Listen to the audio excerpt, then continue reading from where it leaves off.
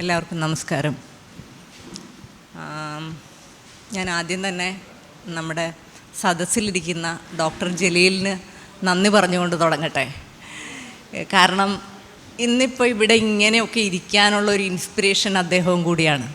കാരണം ഖുറാൻ സുന്നത്ത് സൊസൈറ്റിക്ക് വേണ്ടി ഈ ഒരു കേസ് നമുക്കൊക്കെ ഫൈറ്റ് ചെയ്യാനുള്ള ഒരു ധൈര്യമാണ് അദ്ദേഹം. കാരണം എത്രയോ കാലം മുമ്പ് നമ്മൾക്കൊക്കെ നമ്മളൊക്കെ ഇങ്ങനെ ഇതിനെക്കുറിച്ച് പൊതുവേദികളിൽ പറഞ്ഞു തുടങ്ങുന്നതിന് മുമ്പ് മുസ്ലിം സമുദായത്തിനകത്ത് നിന്ന്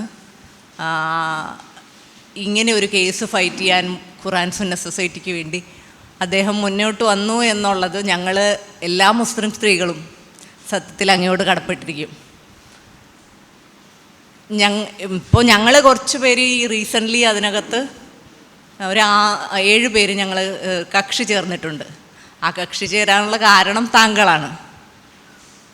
ഇത്രയും കാലം ഈ നിശ്ചയദാർഢ്യത്തോടുകൂടി ഈ കേസ് മുന്നോട്ട് കൊണ്ടുപോകാൻ എനിക്കറിയാം താങ്കൾ എത്രത്തോളം ഇതിനു വേണ്ടി ടെൻഷൻ എടുത്തിട്ടുണ്ടാവും, എത്രത്തോളം സ്ട്രെയിൻ എടുത്തിട്ടുണ്ടാവുമെന്ന്. കാരണം ഞങ്ങളൊക്കെ ഇതിനകത്ത് കക്ഷി ചേർന്നപ്പോൾ തന്നെ ആ ന്യൂസ് വന്നപ്പോൾ തന്നെ നമ്മുടെയൊക്കെ കുടുംബത്തിൽ ഏതാണ്ട് ആറ്റം ബോംബ് തലയിൽ വീണ അവസ്ഥയായിരുന്നു. അപ്പോൾ അങ്ങ് ഏത് കാലത്താണ് ഈ കേസ് കൊടുത്തത്? ഏത് വർഷത്തിലാണ് ഈ കേസ് കൊടുത്തത്? 25 വർഷം മുമ്പ് ഈ കേസ് കൊടുത്തപ്പോൾ അദ്ദേഹം ഈ സമുദായത്തിനകത്ത് നിന്ന് അനുഭവിച്ചിട്ടുള്ള 25 വർഷമായി അനുഭവിച്ചു കൊണ്ടിരിക്കുന്ന അതിൻ്റെ ചെറിയൊരു സാമ്പിള് മാത്രമാണ് സത്യത്തിൽ ഈ ന്യൂസ് പുറത്തു വന്നപ്പോൾ ഞങ്ങളൊക്കെ അനുഭവിച്ചത്. കാരണം ഒരു ആറ്റം ബോംബ് വീണ പ്രതീതിയായിരുന്നു ഈ കേസിൻ്റെ ന്യൂസ് വന്നപ്പോൾ. കാരണം എന്നോട് എൻ്റെ ഒരു ബന്ധു വിളിച്ചിട്ട് ഒരു കല്യാണ ഫംഗ്ഷൻ്റെ സമയത്ത് വിളിച്ചിട്ട് ചോദിച്ചു, നീ കേസ് കൊടുത്തിട്ടുണ്ടല്ലേ? ഞാൻ പറഞ്ഞു, ഉവ്വ്. നിനക്ക് നല്ല തല്ലുകൊള്ളാത്തതിൻ്റെ അസുഖമാണ്. ഞാൻ പറഞ്ഞു, തല്ല് എന്ന് പറഞ്ഞതിന് നന്ദി, നിങ്ങൾ വെട്ടലാണ് നിങ്ങളുടെ സ്വഭാവം. അത് തല്ലായിട്ട് ഇപ്പം ബന്ധുവാണല്ലോ. അപ്പോൾ ബന്ധുവായതുകൊണ്ട് എൻ്റെ മുഖത്ത് നോക്കി നിന്നെ ഞങ്ങൾ വെട്ടും, നിനക്ക് നല്ല വെട്ടുകൊള്ളാത്തതിൻ്റെ അസുഖമാണെന്ന് പറയാൻ പറ്റൂലല്ലോ. അതുകൊണ്ട് തല്ലെന്ന് പറഞ്ഞതിന് നന്ദി, എനിക്കറിയാൻ വെട്ടുമെന്ന്. അപ്പോൾ വെട്ടിയാലും എന്തായാലും ഒരു ദിവസം മരിക്കണം.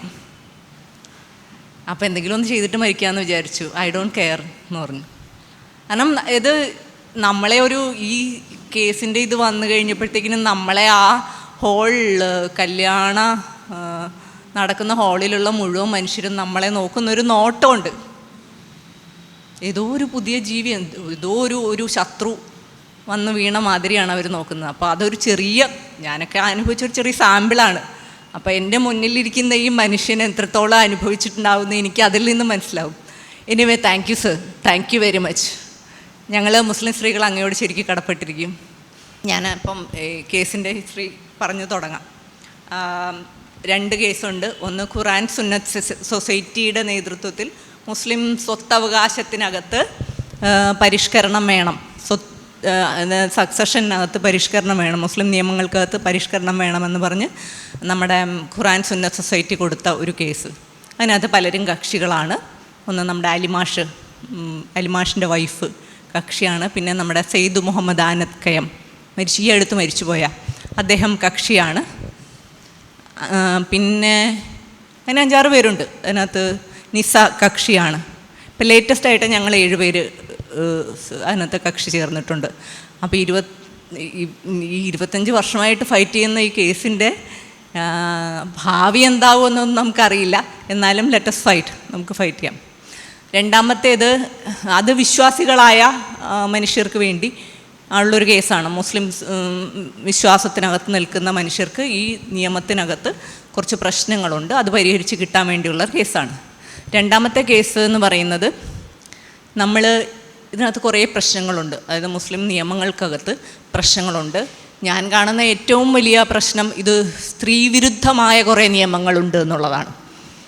അപ്പോൾ അതിൽ ഇപ്പം ഞാൻ എൻ്റെ ഒരു എക്സാമ്പിൾ പറയുവാണെങ്കിൽ, ഞാനൊരു സ്ത്രീയാണ്. എൻ്റെ ഫാദറിൻ്റെ പ്രോപ്പർട്ടി ഇൻഹെറിറ്റ് ചെയ്യുമ്പോൾ, അതായത് സക്സഷനിലുള്ള പ്രശ്നം എന്ന് പറഞ്ഞാൽ ഫാദറിൻ്റെ പ്രോപ്പർട്ടി ഇൻഹെറിറ്റ് ചെയ്യുമ്പോൾ, സപ്പോസ് എൻ്റെ ഫാദറിന് 100 സെൻറ്റ് പ്രോപ്പർട്ടി ഉണ്ടെന്ന് വയ്ക്കുക.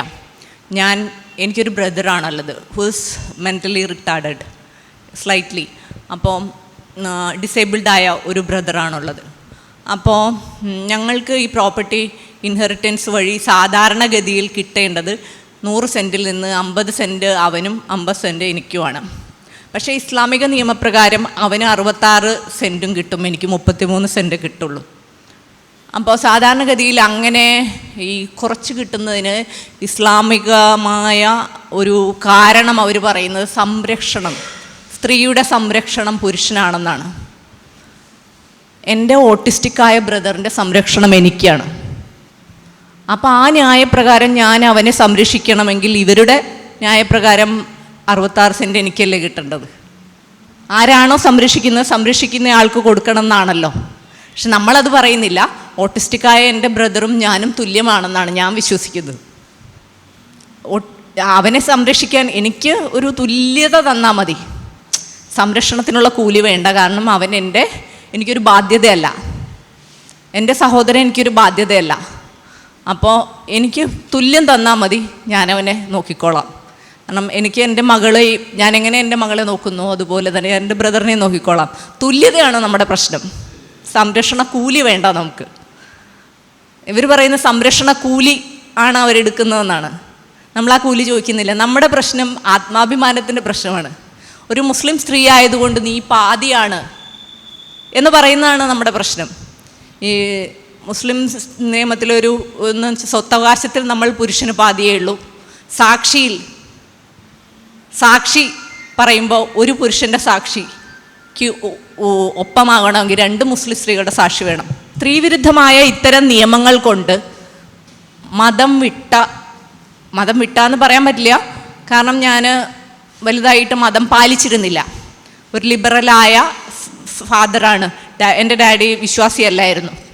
പക്ഷെ പിന്നീട് മതം പഠിച്ച് മതത്തിൽ കയറണം. അതായത് നമ്മുടെ ചുറ്റുമുള്ള നമ്മളുടെ വളരെ സ്നേഹത്തോടെ കാണുന്ന ആൾക്കാർ പറയും ഇത് പഠിക്കണം എന്ന അവരുടെ സ്നേഹബുദ്ധിയുള്ള ഉപദേശം കേട്ട് പഠിക്കാൻ ശ്രമിക്കുമ്പോൾ ഇതിനകത്തുള്ള നിയമങ്ങളെല്ലാം സ്ത്രീവിരുദ്ധമാണ്. അപ്പം ഈ സ്ത്രീയെ പാതിയായി കാണുന്ന ഒരു ദൈവത്തെ എനിക്ക് അംഗീകരിക്കാൻ പറ്റിയിരുന്നില്ല. അപ്പം അങ്ങനെ ഈ സ്ത്രീവിരുദ്ധമായ ഒത്തിരി നിയമങ്ങൾ എഴുതി വെച്ച ഒരു പുസ്തകത്തിൽ വിശ്വസിക്കാനും, ആ പുസ്തകം എഴുതിച്ചത് ഒരു ദൈവത്തിൻ്റെ ദൈവം പറഞ്ഞു കൊടുത്ത അല്ലെങ്കിൽ ദൈവം ആയിട്ട് സ്ഥാപിച്ച ഒരു മതമാണിതെന്ന് എനിക്ക് വിശ്വസിക്കാൻ ബുദ്ധിമുട്ടുണ്ടായിരുന്നു. അങ്ങനെ നമ്മൾ മതം പൂർണ്ണമായും വേണ്ട എന്ന് അകത്തേക്ക് കടക്കാൻ ശ്രമിച്ചില്ല, അതിനെ ഉപേക്ഷിക്കുന്നത് എന്തുകൊണ്ടാണ്? ഞാൻ മതം ഉപേക്ഷിക്കുന്നത് ഉറപ്പായിട്ടും ഇതിനകത്ത് സ്ത്രീവിരുദ്ധമായ നിയമങ്ങൾ കൊണ്ടാണ്.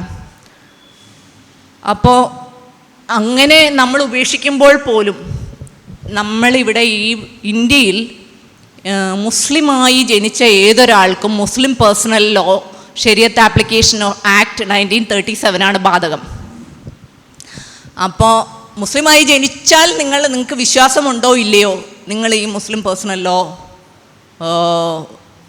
ആണ് നിങ്ങൾക്ക് ബാധകം, നിങ്ങളത് പാലിച്ചേ പറ്റുള്ളൂ. അപ്പോൾ എനിക്കത് സമ്മതമല്ല. കാരണം എനിക്കൊരു മകളുണ്ട്. എനിക്ക് ഈ 33 സെൻറ്റ് കിട്ടുള്ളൂ.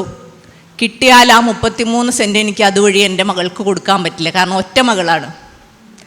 ആ 33 സെൻറ്റിൽ നിന്ന് 16.5 സെൻറ്റ് വീണ്ടും എൻ്റെ ഓട്ടിസ്റ്റിക്കായ അല്ലെങ്കിൽ എൻ്റെ ബ്രദറിന് ആണവകാശി എന്ന നിലയിൽ അവൾക്ക് പോവും. എത്രത്തോളം അനീതിയാണെന്ന് നോക്കൂ. വേറൊരു മതത്തിൽ ഞാൻ ജനിച്ചിരുന്നുവെങ്കിൽ ഇന്ത്യയിൽ 50 സെൻറ്റ് എനിക്ക് കിട്ടും. ആ 50 സെൻറ്റ് അങ്ങനെ തന്നെ എനിക്ക് എൻ്റെ മകൾക്ക് പകർന്നു കൊടുക്കാൻ പറ്റും. വേറെ മുസ്ലിമായി ജനിച്ചത് കൊണ്ട് മാത്രം ആ 50 സെൻറ്റ് എന്നുള്ളത് എൻ്റെ മകളിലേക്ക് എത്തുമ്പോൾ 16.5 സെൻറ്റായി മാറും.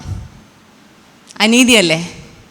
അപ്പോൾ നമ്മൾ കോടതിയിൽ പോയിരിക്കുന്നത് ഞാൻ ഇസ്ലാം നിയമങ്ങൾ അനുസരിക്കുന്ന ആ വിശ്വാസപ്രകാരം ജീവിക്കുന്ന ഒരാളല്ല. അപ്പം എന്നെ മുസ്ലിം വ്യക്തി നിയമത്തിൽ നിന്ന് ഒന്ന് മാറ്റിത്തരണം. ഞാൻ ഒരു no religion no caste certificate നേടാനുള്ള ഒരു സംവിധാനം ഇന്നിപ്പോൾ ഇവിടെ ഇല്ല. തമിഴ്നാട്ടിൽ സ്നേഹ പാർത്ഥിബരാജ് എന്ന് പറഞ്ഞൊരു സ്ത്രീ വാങ്ങിയിട്ടുണ്ട്. നമുക്ക് അങ്ങനെയുള്ള ഒരു സംവിധാനം ഇല്ല. അപ്പോൾ നമുക്ക് അങ്ങനെ ഒരു സംവിധാനം വേണം. ഈ no religion no caste certificate വാങ്ങാനുള്ള ഒരു സൗകര്യം വേണം. അങ്ങനെ വാങ്ങിക്കഴിഞ്ഞാൽ ഈ റിലീജിയനോ കാസ്റ്റോ ഇല്ലാത്ത എനിക്ക് ഇന്ത്യൻ സക്സഷൻ ആക്ട്, ഇപ്പോൾ കമ്പാരിറ്റീവ്ലി സെക്യുലറായ ഒരു നിയമം ഇന്ത്യയിലുള്ളത് ഇന്ത്യൻ സക്സഷൻ ആക്ട് 1925 ആണ്. അപ്പോൾ എനിക്ക് അത് ബാധകമാകുന്ന രീതിയിലുള്ള ഒരു നിയമം വേണം എന്ന് പറഞ്ഞിട്ടാണ് നമ്മൾ കോടതിയിൽ പോയിരിക്കുന്നത്. അപ്പം ഇങ്ങനെ വേറൊരു പ്രശ്നമുണ്ട്. കാരണം ഒരു മനുഷ്യൻ ഇസ്ലാം വിടുമ്പോൾ ഇസ്ലാമിക നിയമപ്രകാരം അയാൾ ഔട്ട്കാസ്റ്റ് ചെയ്യപ്പെടും. അതായത് അയാളുടെ സാമൂഹ്യ കുടുംബ ബന്ധങ്ങളിൽ നിന്നെല്ലാം അയാളെ ഒഴിവാക്കും. അപ്പോൾ അങ്ങനെ ഒരു സാഹചര്യത്തിൽ അതായത് എല്ലാ ബന്ധങ്ങളും അതുവരെ നമ്മളുടെ കുടുംബമായിരുന്ന എല്ലാ ബന്ധങ്ങളും വിച്ഛേദിക്കും. വിച്ഛേദിക്കുന്ന കൂട്ടത്തിൽ നമ്മുടെ കുടുംബസ്വത്തിൽ നിന്നുകൂടെ നമ്മളെ ഔട്ട്കാസ്റ്റ് ചെയ്യപ്പെടും. അപ്പോൾ നമ്മുടെ ഭരണഘടന എന്ന് പറയുന്നത് സയൻറ്റിഫിക് ടെമ്പർ പ്രോത്സാഹിപ്പിക്കണം എന്ന് ഒരു ഭരണഘടനയിൽ എഴുതി വച്ചിട്ടുള്ള ഒരു രാജ്യത്താണ് നമ്മൾ ജീവിക്കുന്നത്. ആ സയൻറ്റിഫിക് ടെമ്പർ എന്ന് പറഞ്ഞാൽ നമ്മളെല്ലാം റാഷണലായിട്ട് ചിന്തിച്ച് ജീവിക്കണം. ആ സയൻറ്റിഫിക് ടെമ്പർ ഉപയോഗിച്ച് റാഷണലായിട്ട് ചിന്തിച്ചത് കൊണ്ടാണ് ഞാൻ മതം വിടുന്നത്. അങ്ങനെ എനിക്ക് ഭരണഘടന നമ്മളോട് നിർദ്ദേശിച്ചിരിക്കുന്ന സയൻറ്റിഫിക് ടെമ്പർ ഉപയോഗിച്ച് ചിന്തിച്ച് മതം വിട്ട എനിക്ക് സത്യം പറഞ്ഞാൽ മതത്തിൽ നിന്ന് കിട്ടുന്ന ഒരു ശിക്ഷയാണ് കുടുംബസ്വത്തിൽ നിന്ന് നമ്മളെ പുറത്തു വെക്കും. എനിക്കിനി നാളെ മുതൽ ഒന്നും തരില്ല. അപ്പോൾ അതുകൂടെ ഇല്ലാതാക്കണം. അതാണ് നമ്മുടെ ആവശ്യം. അതായത് മതം വിട്ട മനുഷ്യർക്ക് no caste no religion certificate വേണം. അങ്ങനെ സർട്ടിഫിക്കറ്റ് വാങ്ങുന്ന മനുഷ്യരെ ഇന്ത്യൻ സക്സഷൻ ആക്ടിനകത്തേക്ക് ഉൾപ്പെടുത്തണം. അതിലെ ഒരു പ്രശ്നമുള്ളത്, നമ്മൾ ഈ കേസുമായിട്ട് പോകുമ്പോൾ ചീഫ് ജസ്റ്റിസ് ചന്ദ്രചൂഡ് അന്ന് ഈ കേസ് കേട്ടപ്പോൾ പറഞ്ഞത്, നിങ്ങൾക്ക് പിന്നെ വില്ലെഴുതാമല്ലോ. പിന്നെ അതുപോലെ തന്നെ വേറൊരു ഇതുള്ളത്, ഇന്ത്യൻ സക്സഷൻ ആക്ടിൻ്റെ സെക്ഷൻ 59-നകത്ത്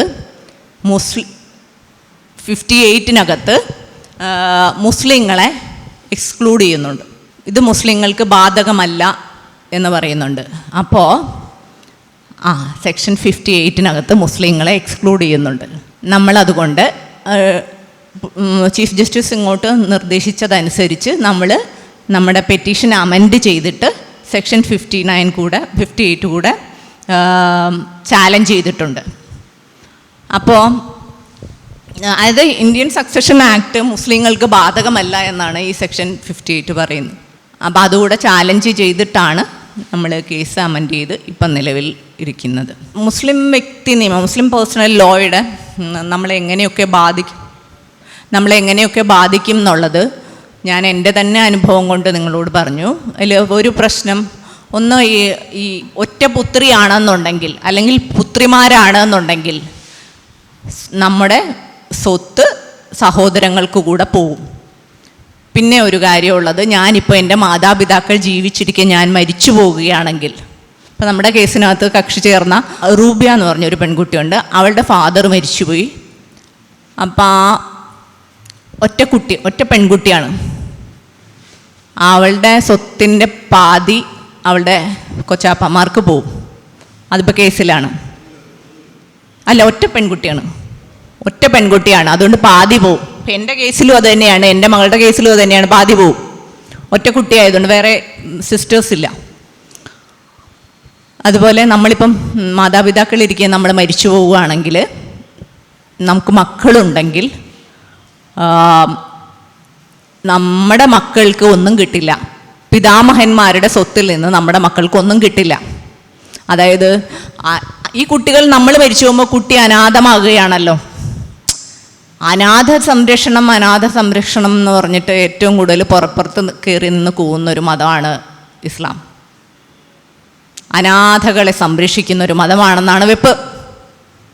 പക്ഷേ നമ്മൾ മരിച്ചു പോയാൽ നമ്മുടെ അനാഥരായ കുഞ്ഞുങ്ങൾക്ക് കാശും പണമൊന്നുമില്ലാതെ ജീവിക്കാൻ പറ്റില്ലല്ലോ. ചെറിയ കുഞ്ഞുങ്ങളായിരിക്കും. അപ്പം നമ്മൾ മരിച്ചു പോയാൽ അവർ ആ ബന്ധം അവിടെ വെച്ച് തീർക്കുകയാണ്. എൻ്റെ പാരൻസിൻ്റെ സ്വത്ത് എൻ്റെ മകൾക്കൊന്നും കിട്ടില്ല എന്ന് മാത്രമല്ല, എനിക്കൊരു 10-20 സെൻറ്റ് ഉണ്ടെന്നുണ്ടെങ്കിൽ അതിൻ്റെ ഒരു വിഹിതം നമ്മുടെ പാരൻസിന് തിരിച്ചു പോവുകയും ചെയ്യും. നമ്മുടെ ഇന്ത്യൻ ഭരണഘടന എന്ന് പറയുന്ന ബാബാ സാഹിബ് അംബേദ്കറും എഴുതി വെച്ചത് പ്രകാരം ഇന്ത്യയിലെ എല്ലാ മനുഷ്യരും, എല്ലാ പൗരന്മാരും തുല്യരാണ് എന്ന് പറഞ്ഞിട്ടാണ്. നമുക്ക് സെക്ഷൻ 14 പ്രകാരം ഈക്വാലിറ്റി ബിഫോർ ലോ ഉണ്ട്. നിയമത്തിന് മുന്നിൽ തുല്യരാണ് എന്നുള്ളൊരു സംഭവമുണ്ട്. അതുപോലെ ജാതി, മത, വർഗ, വർണ്ണ, ലിംഗ വ്യത്യാസമില്ലാതെ എല്ലാ പൗരന്മാരെയും തുല്യരായി കാണണം. അതായത് നിയമത്തിൻ്റെ മുന്നിൽ തുല്യതയുണ്ട് നമുക്ക്. ജാതി, മത, വർഗ, വർണ്ണ, ലിംഗ വ്യത്യാസമില്ലാതെ എല്ലാ പൗരരെയും ഒരുപോലെ കാണണം. വിവേചിക്കാൻ പാടില്ല, വിവേചിച്ച് കാണാൻ പാടില്ല. ജാതിയുടെയോ മതത്തിൻ്റെയോ വർഗത്തിൻ്റെയോ ലിംഗത്തിൻ്റെയോ ഒന്നും പേരിൽ ഒരു മനുഷ്യരെയും വിവേചിക്കാൻ പാടില്ല എന്ന് ഭരണഘടനയിൽ എഴുതി വച്ചിട്ടുള്ള ഒരു രാജ്യത്താണ് ഓരോ മനുഷ്യനും അവൻ്റെ ജാതിയും മതവും വർഗവും ലിംഗവും അനുസരിച്ചാണ് സക്സഷൻ പോകുന്നത്, സിവിൽ നിയമങ്ങൾ പോകുന്നത്. ഞാൻ മുസ്ലിമാണ്, അതും ഒരു മുസ്ലിം സ്ത്രീയാണ്, നിനക്ക് പാതിയേ ഉള്ളൂ എന്ന് പറഞ്ഞ് എന്നെ വിവേചിച്ച് മാറ്റി നിർത്തുകയാണ്. പ്രശാന്ത് ഹിന്ദുവാണ്, പുരുഷനാണ്, അതുകൊണ്ട് എല്ലാ അവകാശങ്ങളുമുണ്ട്. അത് രണ്ട് തരം വിവേചനമാണ്. ഒന്ന്, ഒരു ഹിന്ദു ആണ്, ഞാൻ മുസ്ലിമാണ്. ഞാൻ മുസ്ലിം മാത്രമല്ല, ഞാൻ ഒരു മുസ്ലിം സ്ത്രീ കൂടെയാണ്. ഇസ്ലാമിനകത്ത് പുരുഷൻ്റെ പാതിയേ ഉള്ളൂ സ്ത്രീ. അപ്പോൾ മതത്തിൻ്റെ വിവേചനമായി ലിംഗത്തിൻ്റെ പേരിലും ഞാൻ വിവേചനം അനുഭവിക്കുകയാണ്. പിന്നെ അപ്പം നമുക്ക് എന്താണ് ഇതിനൊരു പരിഹാരം? നമുക്ക് മനുഷ്യനെ ജാതിയുടെയോ മതത്തിൻ്റെയോ ലിംഗത്തിൻ്റെയോ ബർത്ത് പ്ലേസിൻ്റെയോ പേരിൽ വ്യവച്ഛേദിക്കാത്ത, വേർതിരിച്ച് കാണാത്ത ഒരു നിയമം വേണം. ഇവിടെ അത്തരം നിയമങ്ങളുണ്ട് ഇല്ലേ? നമ്മുടെ ക്രിമിനൽ നിയമങ്ങൾ, മറ്റു സിവിൽ നിയമങ്ങൾ, സക്സഷൻ അല്ലാത്ത മറ്റു സിവിൽ നിയമങ്ങൾ ഒന്നും തന്നെ മനുഷ്യനെ നീ പുരുഷനാണ്, നീ സ്ത്രീയാണെന്ന് പറഞ്ഞ് മാറ്റി നിർത്തുന്നില്ല. വേറെ വേറെ നിയമമില്ല. ഹിന്ദുവിനും ക്രിസ്ത്യാനിക്കും വേറെ വേറെ നിയമങ്ങൾ ഇവിടെ ഇല്ല അല്ലേ? എന്തുകൊണ്ട് ഈ സ്ത്രീകളെ പറ്റിക്കുന്ന സക്സഷനിൽ മാത്രം നമുക്ക് ദൈവം ഒരു പ്രശ്നമായി വരുന്നു? ഇതേ മുസ്ലിം ഒരു ക്രിമിനൽ കുറ്റം ചെയ്താൽ, കുത്തിക്കൊന്നാൽ, ഒരു മനുഷ്യനെ കുത്തിക്കൊന്നാൽ അവിടെയൊന്നും ദൈവമോ ദൈവത്തിൻ്റെ നിയമമോ ബാധകമല്ല. അപ്പോൾ നമുക്ക് ഇന്ത്യൻ ക്രിമിനൽ നിയമം മതി. കാരണം ഇസ്ലാമിക നിയമപ്രകാരം കൊലപാതകത്തിന് തല പോവും, നിങ്ങൾ കട്ടാൽ കൈ പോവും. അപ്പം ഏതാ ലാഭം? അപ്പം നമുക്ക് ഇന്ത്യൻ്റെ ക്രിമിനൽ നിയമമാണ് ലാഭം. സക്സഷൻ വരുമ്പോൾ നിങ്ങൾക്ക് ഇന്ത്യൻ സക്സഷൻ നിയമമാണെങ്കിൽ പെങ്ങൾക്ക്, മകൾക്ക്, ഭാര്യയ്ക്ക്, അമ്മയ്ക്ക് ഒക്കെ തുല്യം കൊടുക്കണം. അപ്പം അത് അത്ര ലാഭമല്ല. അപ്പം നമ്മളവിടെ ദൈവത്തെയും മതത്തെയും മതപുസ്തകത്തെയും എടുത്തു വയ്ക്കും. എന്തുകൊണ്ട്? അതായത് നിങ്ങൾ ദൈവത്തിൻ്റെ മുന്നിൽ ഒരാളെ കുത്തിക്കൊല്ലുമ്പോൾ ബാധകമല്ലാത്ത ക്രിമിനൽ നിയമം അന്നേരം, അതായത് ഒരു കൊലപാതകമോ ഒരു ക്രിമിനൽ കുറ്റമോ ചെയ്യുമ്പോൾ നിങ്ങളുടെ മുന്നിൽ സ്വർഗമോ നിങ്ങളുടെ ദൈവമോ മതപുസ്തകമോ ഒന്നും വരുന്നില്ല. ഈ സ്ത്രീക്ക്, ഭാര്യയ്ക്ക്, മകൾക്ക്, അമ്മയ്ക്ക് ഒക്കെ സ്വത്ത് കൊടുക്കുന്ന സമയത്ത് മാത്രം എങ്ങനെയാണ് കൃത്യമായി ഈ പുരുഷൻ്റെ മുന്നിൽ ദൈവം വന്ന് നിൽക്കുന്നത് എന്നുള്ള വിദ്യ എനിക്ക് ഇതുവരെ മനസ്സിലായിട്ടില്ല. ആ സമയത്ത് മാത്രം ദൈവം വന്ന് നിൽക്കുന്നു, അതെനിക്കിതുവരെ മനസ്സിലായിട്ടില്ല. അപ്പോൾ ഇവർ പറയും അത് ഒരു രാജ്യത്ത് നിലവിലുള്ള നിയമം നമ്മൾ അനുസരിക്കാൻ ബാധ്യസ്ഥമാണ്, അത് പ്രശ്നമില്ല. അത് അങ്ങനെയാണെങ്കിൽ ഇവിടെ നമുക്ക് വർഗ, വർണ്ണ, ജാതി, മത വ്യത്യാസമില്ലാതെ ഒരു നിയമം നമ്മുടെ രാജ്യത്ത് ബാധകമാകുകയാണെങ്കിൽ, പാസ്സാക്കപ്പെടുകയാണെങ്കിൽ നമ്മളത് അനുസരിക്കണ്ടേ? രാജ്യത്ത് പൊതുവായി വരുന്നൊരു നിയമമാണല്ലോ, അതനുസരിക്കണ്ടേ. അപ്പം എന്താണ് പരിഹാരം? ജാതിയോ മതമോ വർഗമോ വർണ്ണമോ ലിംഗമോ വ്യത്യാസമില്ലാതെ ഇവിടെ ഒരു സിവിൽ നിയമം കൂടെ പാസ്സാക്കപ്പെടണം. അതിപ്പോൾ എങ്ങനെ പാസ്സാക്കാം, എങ്ങനെ ചെയ്യാം എന്നുള്ളതാണ്. അപ്പോൾ ഈ സിവിൽ നിയമം, യൂണിഫോം സിവിൽ കോഡ് എന്നൊക്കെ പറയുമ്പോഴത്തേക്കിനും എല്ലാവരും പറയുന്നത്, അയ്യോ ഇപ്പോൾ അവിടെ നമ്മുടെ എന്താ പറയുക, ഹിന്ദുത്വ ശക്തികളാണ് ഭരണത്തിലിരിക്കുന്നത്. നമ്മൾ കേരളീയർക്ക് ഒരു പോസിറ്റീവ് കാര്യമുള്ളത്, ഇവിടെ ഹിന്ദുത്വ ശക്തിയല്ല ഭരണത്തിലിരിക്കുന്നത്, അല്ലേ? ഇവിടെ ഈ പറയുന്ന മുസ്ലിങ്ങളെ കൂടുതൽ കരുതുന്ന, മുസ്ലിങ്ങളോട് കൂടുതൽ ദയാലുക്കളായ, അവരെ സംരക്ഷിക്കാൻ വേണ്ടി പ്രതിജ്ഞ എടുത്തിട്ടുള്ള ഒരു ഇടതുപക്ഷ സർക്കാരാണ് ഇവിടെ ഭരണത്തിലിരിക്കുന്നത്. അപ്പോൾ മുഴുവൻ ഇന്ത്യക്കും, അതായത് യൂണിഫോം സിവിൽ കോഡ് പാസ്സാക്കണം എന്നുള്ളത് നമ്മുടെ ഭരണഘടനയിലെ ഒരു നിർദ്ദേശക തത്വമാണ്. രാജ്യം 1947 സ്വതന്ത്രമായി 50-ൽ ഭരണഘടന ഉണ്ടാക്കി എഴുതപ്പെട്ടു. ആ ഭരണഘടന എഴുതപ്പെട്ടപ്പോൾ എഴുതി വച്ചിരിക്കുന്ന ഒരു കാര്യമാണ് യൂണിഫോം സിവിൽ കോഡ് നടപ്പിലാക്കണം എന്നുള്ളത്.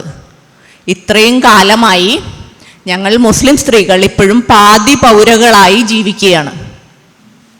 ഞങ്ങളിപ്പോഴും പുരുഷൻ്റെ പാതിയാണ്.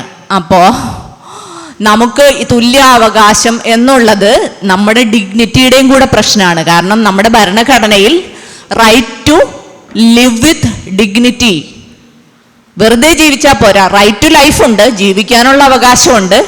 പക്ഷേ ഡിഗ്നിറ്റിയോടുകൂടി ജീവിക്കാൻ, വെറുതെ അല്ല, ഡിഗ്നിറ്റിയോടുകൂടി ജീവിക്കാൻ, അതായത് ഞാൻ ആരുടെയും പാതിയല്ല എന്ന് ഒരു മുസ്ലിം സ്ത്രീക്ക് സ്വയം തോന്നുവാനും മറ്റുള്ളവർക്കും കൂടെ തോന്നുവാനും ഇത് ആവശ്യമാണ് എന്നാണ് ഞാൻ വിചാരിക്കുന്നത്. കാരണം ഞാൻ ആരുടെയും പാതിയല്ല എന്ന് നമ്മളോട് നീ പാതിയാണ് എന്ന് പറയുന്ന മനുഷ്യരുടെ മുമ്പിൽ ഞാൻ ആരുടെയും പാതിയല്ല എന്ന് പറയാൻ കൂടെയുള്ള ഒരു സന്ദർഭമാണ് ഈ സ്വത്തവകാശം.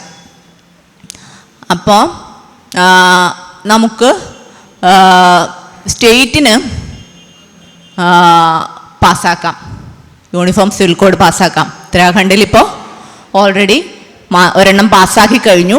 ഇനി ഈ യൂണിഫോം സിവിൽ കോഡിൽ എന്തെങ്കിലും പ്രശ്നമുണ്ടെങ്കിൽ മുഴുവൻ ഇന്ത്യക്കും മാതൃകാപരമായ ഒരു യൂണിഫോം സിവിൽ കോഡ് ഇവിടുത്തെ ഇടതുപക്ഷം, അതായത് നമ്മൾ മുഴുവൻ മുസ്ലിങ്ങളുടെയും സംരക്ഷകരെന്ന് അവകാശപ്പെടുന്ന വളരെ പ്രോഗ്രസീവായ ഒരു പ്രത്യയശാസ്ത്രം ഉൾക്കൊണ്ട് മുന്നോട്ട് പോകുന്ന, സ്ത്രീയും പുരുഷനും തുല്യരാണ് എന്ന ഒരു പ്രത്യയശാസ്ത്രപ്രകാരം, കമ്മ്യൂണിസ്റ്റ് പ്രത്യയശാസ്ത്രപ്രകാരം മുന്നോട്ട് പോകുന്ന ഒരു സർക്കാരിന് വളരെ മാതൃകാപരമായി ഇത് പാസ്സാക്കാവുന്നതേ ഉള്ളൂ. നമ്മൾ ഒരു ഖുറാൻ സുന്നത്ത് സൊസൈറ്റിയുടെ കേസിനകത്ത്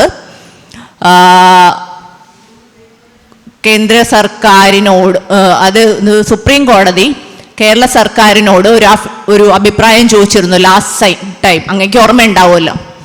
അപ്പം അങ്ങനെ ചോദിച്ച സമയത്ത് പിന്നെ നമ്മുടെ കേരള സർക്കാർ എന്ത് ചെയ്തു എന്ന് വെച്ചാൽ, ഇവിടെയുള്ള പുരുഷ മത പ്രതിനിധികളെ വിളിച്ചു കൂട്ടി അവരോട് അഭിപ്രായം ചോദിച്ചു, എങ്ങനെയുണ്ട് നമുക്ക് പെണ്ണുങ്ങൾക്ക് സ്വത്ത് കൊടുത്താലോ എന്ന്. ഈ തലയെക്കെട്ടും താടിയും വെച്ച മുല്ലാക്കന്മാരോട് ചോദിച്ചാൽ അവരെന്ത് പറയും?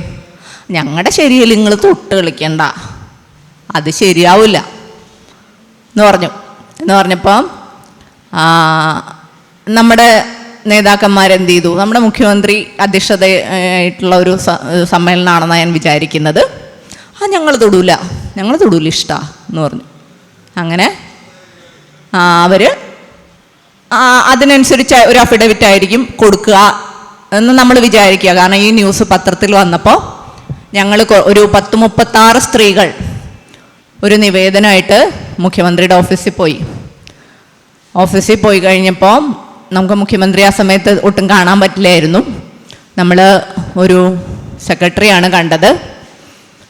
അപ്പോൾ പുള്ളിക്ക് നമ്മൾ നിവേദനം കൊടുത്തു, നമ്മുടെ കാര്യമൊക്കെ പറഞ്ഞു. അപ്പോൾ പുള്ളി പറഞ്ഞു, ഇത് സമുദായത്തിനകത്തു നിന്ന് തന്നെ ഇതിന് നിങ്ങൾ നവോത്ഥാനം എന്നൊക്കെ പറയുന്നത് അകത്ത് നിന്നുണ്ടാവണം. അപ്പോൾ അങ്ങനെ അകത്ത് തന്നെ ഉണ്ടാവേണ്ട കാര്യമാണ്. ശബരിമലയിൽ നിങ്ങൾ കണ്ടില്ലേ ഞങ്ങൾക്ക് കൈപൊള്ളിയത്. അപ്പോൾ അകത്ത് നിന്നുണ്ടാവട്ടെ, അകത്ത് നിന്നുണ്ടാവുകയാണെങ്കിൽ നമ്മൾ സപ്പോർട്ട് ചെയ്യും എന്ന് പറഞ്ഞു. ഞാൻ പറഞ്ഞു, സഖാവേ ശരിയാണ്, നവോത്ഥാനം അകത്ത് നിന്നുണ്ടാവേണ്ട ഒരു കാര്യമാണ്. അങ്ങനെ നവോത്ഥാനം അകത്ത് നിന്നുണ്ടാവുകയാണെങ്കിൽ ഇവിടെയുള്ള എല്ലാ മുസ്ലിം പുരുഷന്മാരും ശരിയാണ്, ഇങ്ങനൊരു അനീതി ഇവിടെ നടക്കുന്നുണ്ട്, അതുകൊണ്ട് പെങ്ങൾക്ക് തുല്യ സ്വത്ത് കൊടുത്തേക്കാം എന്ന് തീരുമാനിച്ചാൽ പിന്നെ നമുക്ക് നിങ്ങളുടെ ആവശ്യമുണ്ടോ? പിന്നെ നമുക്ക് നിയമത്തിൻ്റെ ആവശ്യമില്ലല്ലോ. സ്വമേധയാ ഈ നവോത്ഥാനം ഇതിനകത്ത് ഉണ്ടാകുന്നുവെങ്കിൽ നിയമത്തിൻ്റെ ആവശ്യമില്ല. നിയമം എപ്പോഴാണ് ഉണ്ടാകേണ്ടത്?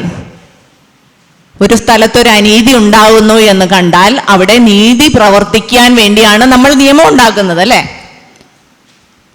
അപ്പോൾ സഖാവ് നമ്മളോട് പറഞ്ഞത് അകത്ത് നിന്നുണ്ടാക്കാം, അകത്ത് നിന്നുണ്ടാവണം. അകത്ത് നിന്ന് നീതി ഉണ്ടാവുമെങ്കിൽ നമുക്ക് ഈ നിയമത്തിൻ്റെ ആവശ്യമേ ഇല്ലല്ലോ. സോ എനിക്ക് അതിന് മറുപടി കിട്ടി. അതൊക്കെ നമ്മൾ വേണ്ട വിധം കൈകാര്യം ചെയ്തിട്ടുണ്ട് എന്നുള്ളൊരു മറുപടി കിട്ടി. നമ്മൾ സമുദായ നേതാക്കന്മാരോടാണ് ചോദിക്കേണ്ടത്. സ്ത്രീകളെ, പ്രത്യേകിച്ച് സ്ത്രീകളെയും കൂടെ കേൾക്കണമെന്ന് പറഞ്ഞിട്ടാണ് നമ്മൾ ഈ നിവേദനം കൊടുത്തത്.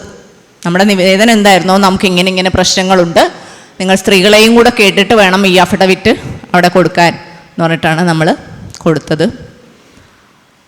അപ്പോൾ അത് കേൾക്കേണ്ടവരെയൊക്കെ കേട്ടിട്ടുണ്ട് എന്നുള്ള മറുപടി നമുക്ക് കിട്ടി. അതിൽ പ്രശ്നമൊന്നുമില്ല എന്നുള്ള മറുപടി നമുക്ക് കിട്ടി. സന്തോഷമായി, വാങ്ങി വെച്ചു.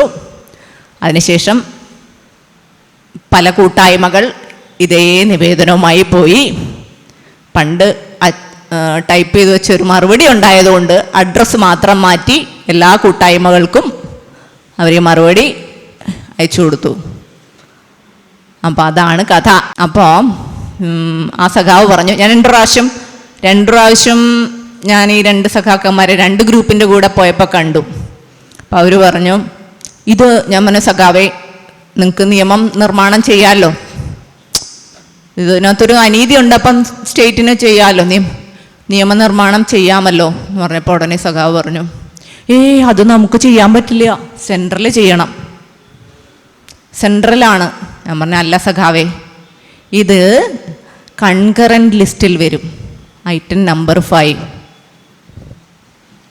കോൺസ്റ്റിറ്റ്യൂഷൻ ഇതിനകത്ത് എഴുതി വെച്ചിട്ടുണ്ടോ ഇത് കൺകറൻറ്റ് ലിസ്റ്റിൽ പെട്ടതാണ് എന്ന്. കൺകറൻറ്റ് ലിസ്റ്റ് എന്ന് പറഞ്ഞാൽ ഒന്നാമത്തേത് സെൻട്രൽ ഗവൺമെൻറ്റിന്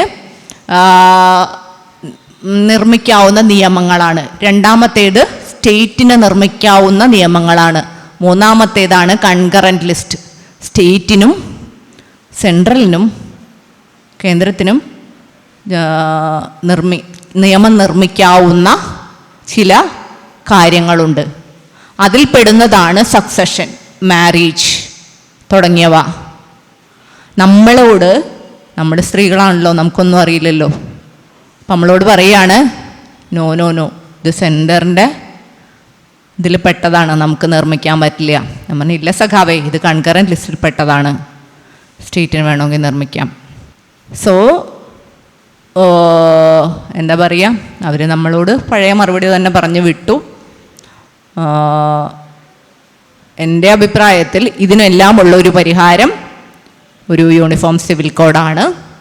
ആരെയും വ്യവച്ഛേദിച്ച് കാണാത്ത, ആരോടെങ്കിലും പകവീട്ടാനല്ലാത്ത, എല്ലാ മനുഷ്യരെയും തുല്യരായി കാണുന്ന ഒരു നിയമം, ഒരു സിവിൽ നിയമം ഉണ്ടാവുകയാണെങ്കിൽ മാത്രമാണ് ഇതിനൊരു പരിഹാരം ഉണ്ടാവുക. അത് അങ്ങനെ ഒരു മാതൃകാ സിവിൽ നിയമം നവോത്ഥാന നായകരായ, ലോകത്തിന് മുഴുവൻ മാതൃകയായ, എല്ലാ ഗവേണേഴ്സിലും എല്ലാ പാരാമീറ്റേഴ്സിലും ലോകത്തിന് മുഴുവൻ മാതൃകയായ കേരളത്തിൽ നിന്നുണ്ടാവുകയാണെങ്കിൽ നല്ലതല്ലേ? നമ്മളിത് പറയുമ്പോൾ അവരുടെ എല്ലാവരുടെയും വാദം എന്താണെന്ന് വെച്ചാൽ, അവിടെ ഇരിക്കുന്നത് ഹിന്ദുത്വ ഗവൺമെൻറ്റാണ്, മുസ്ലിങ്ങളെ ഉപദ്രവിക്കാൻ വേണ്ടി മാത്രമായിരിക്കും അവരുണ്ടാക്കുക എന്നാണ്. എന്നെ സംബന്ധിച്ചിടത്തോളം, അല്ലെങ്കിൽ നമ്മളെ സംബന്ധിച്ചിടത്തോളം, കേന്ദ്രം തന്നെ ഉണ്ടാക്കി തരണമെന്നില്ല. മാതൃകാപരമായി ഭരണഘടനാപരമായി കേരളത്തിനും ഒരു യൂണിഫോം സിവിൽ കോഡ് ഉണ്ടാകട്ടെ എന്ന് പ്രത്യാശിച്ചുകൊണ്ട് എല്ലാവർക്കും നന്ദി പറഞ്ഞുകൊണ്ട്, ഡോക്ടർക്ക് ഒന്നുകൂടെ നന്ദി പറഞ്ഞുകൊണ്ട് നിർത്തുന്നു. Thank you.